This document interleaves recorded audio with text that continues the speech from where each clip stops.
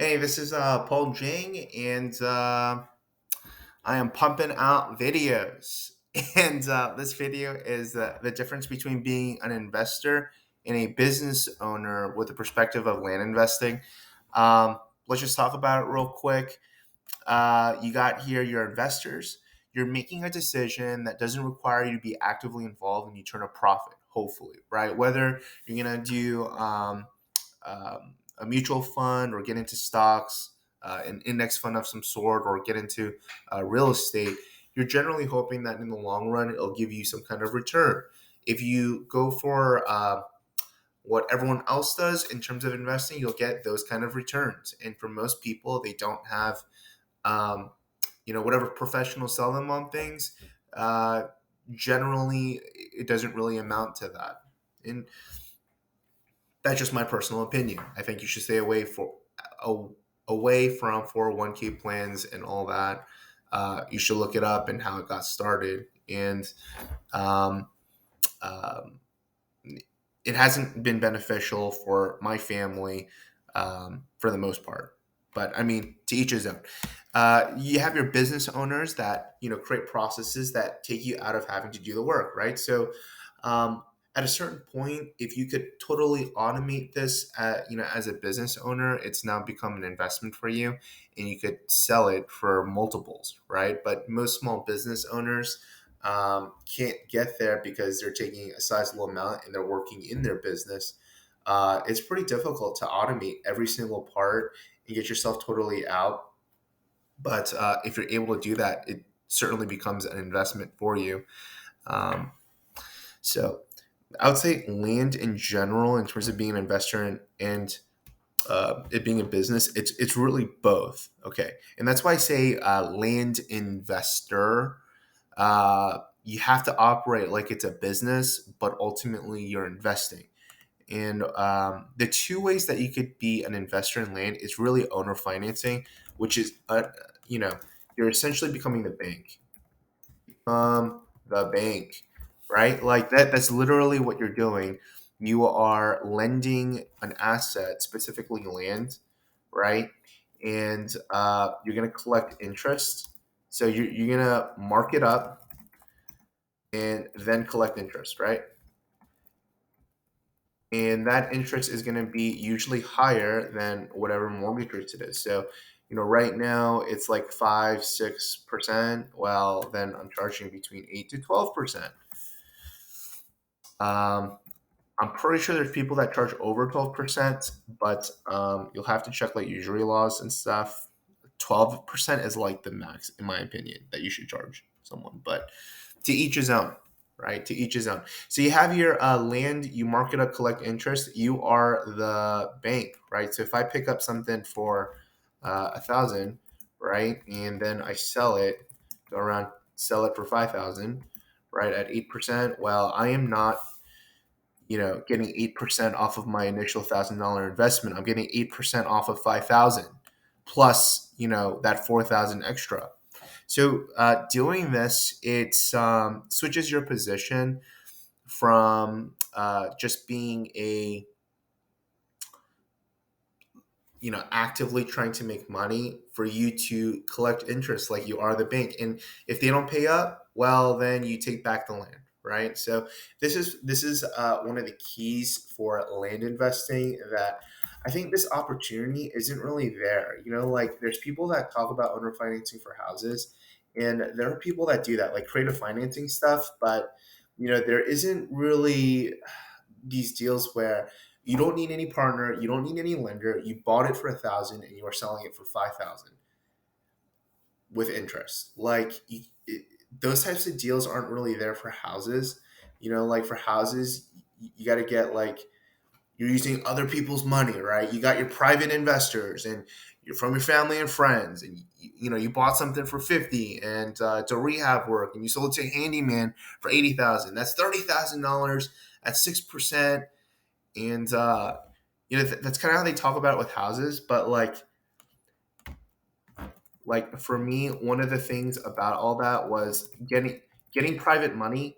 um you know like with these house stuff, I'm not sure. There's also like note investing. I've looked into this, but for things to be sizable, like you have to like pick up something for 10,000 minimum, and you're getting interest off of somewhere around that. It's not like you you have a markup with like land. So I just think land is just better in general. So there's the investor side. There's also the investor side. There's like guys like parcel funders.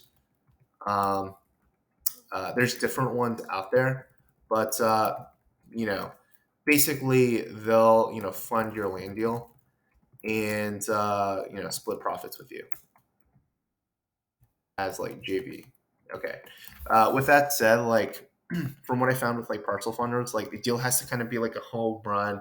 Like you could sell it for sure within 3 months. It's like there's margin there. It has legal access, everything, and we want realtors' opinion. It's kind of a hassle to get funding, just in my opinion.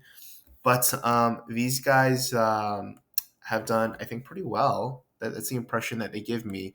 Where all they don't really source their own deals; they just find the best deals that investors have, and with people that don't necessarily have the money, and split those deals with them, right? And if not parcel funders, there's some other funder person, right? So um, but you could go that route where you're funding deals. So ideally, like in my opinion, you ever hear of like hard money, hard money, hard money lenders? It's like it's pretty common with the housing market, and essentially, like what they do is they'll say like, hey, loan to value, like it can't be more than 75%. So, like, you know, if something after rehab is worth 100,000, well, your house you have to buy it for 40, and then your rehab could be like 35, and that's the maximum that we could lend on it. So like 75,000, right? So one of these type of deals, and then they'll charge like points, which is interest. They'll charge like 3 points, and we'll also charge 12% per month. It's something with a bunch of fees, right? This is so like land funding or land funders. Let me take this out. Land funders in general, not just parcel funders. They're essentially function as hard money lenders. Like, what are the best deals that like worst case scenario will take back the property, right? Um, so these guys have like shown up, and you could be one of them, right? Like you could be someone that funds the deal, and you're not having to find the property. So like, hey, you won't get this like markup here, but we'll put up the funds and we'll split it halvesies, right? Usually not with interest, with cash, a cash sale, right? And usually these amounts will have to be a little bit more. So you have to have money to be a land funder, right? Like minimum, I would say is like you have at least $10,000. So that way, like if you got like a deal, let's say there's a guy with a deal, $10,000 that he could pick up the land for, and there's closing costs in here, but let's just say we could sell it for 23. We just keep the math. So there's a guy who could, he has a deal where he could buy it for 10,000, and for cash he could sell it for 23. And let's say closing cost. Closing cost is 3 grand total, right? Let's say it's 1,800, right? So 2,000 on the buy side and 1,000 on the sell side. So like really, then the profit here is 10,000, right? And then if you split it 50-50 with a guy, you each come out with 5,000, right? So like, what was your end? Let's say the guy who brought the deal paid his own closing costs, and then you came in, bought it for 10, paid 10 for it. Well, roughly you're getting 5 and 5, a little bit less, right? Because this guy would have to get his money back. So 3. Oh no, that's right. Yeah, 3. So you get the 3 from the 23, so it's 20. You would get your 10 back, and then there'd be 10,000. You 50-50 is 5,000 each, right? Man, my math. Whew. Right, you get 5,000 each, right? Like what are these type of deals? Where it's like you're not really advertising that you are, a land funder necessarily, but because if multiple people come to you with deals and you can't close on them, they will no longer bring deals to you. They'll find someone else. But if you have some kind of like informal like relationship, and a guy tells you like, "Hey, I got this deal. If you want a JV, we can do it," and then do something like that, like informally. This is a great way to become an investor. And let's say this takes 6 months. Well, you've got a 50% return in 6 months, and you could reinvest that money into something. A lot of people call this like velocity investing or something, but it's a nice chunk of cash, for not having to do much, because the person that will sell it is going to be found the deal and is going to sell it, right? So you're coming in with the cash on hand, and that's your um, value. So he doesn't have to come up with that other cash, right? So that's like two types of investing. This is why I say land investor investor. Okay. But you do have to function like a business, because you have to find these deals, you have to do due diligence, you have to market it, and you have to do sales, right? And there's ways to like portion this out so you don't have to do anything. So like for finding deals, like you have a mailing company that would mail it for you, send mail for you, so you don't have to find the deals. You do need someone to respond to that to you, or some acquiring person. You have your an acquiring agent. Okay. By the way, like this is me. This is my role. I do this. Acquiring agent, me. Depending on the size of the deal, for marketing and sales, I might have a realtor. Right. So if a realtor might do the marketing and sales for me, well then basically I took a couple calls. This, I sent it out pretty quickly, like 10 minutes. They're gonna, print it, fold it, stuff it, stamp it, send it out. I'm gonna take the calls, right? Do whatever due diligence, right? Like, oh, is it a good deal or not? Like, okay, let me look it up, and then do it from home for like 5-10 minutes. The realtor will sell the deal, and that's kind of it. If by the way, over here, my wife Grace, if it's a cheaper lot, she'll do the sales. And that's basically it. That's how I spend literally a couple hours a week on the land business. That's right here. And then sometimes, if the due diligence, if this part takes too long, or putting it on the website takes too long, I'll have a VA kind of help me out. But I've now rehired a VA, but I have a video out there why I fired VA. It takes time managing someone. And the land investing business, it's not like a job. You're not like making 100 telephone calls, or doing all this like research and putting reports like if you had a W-2 job.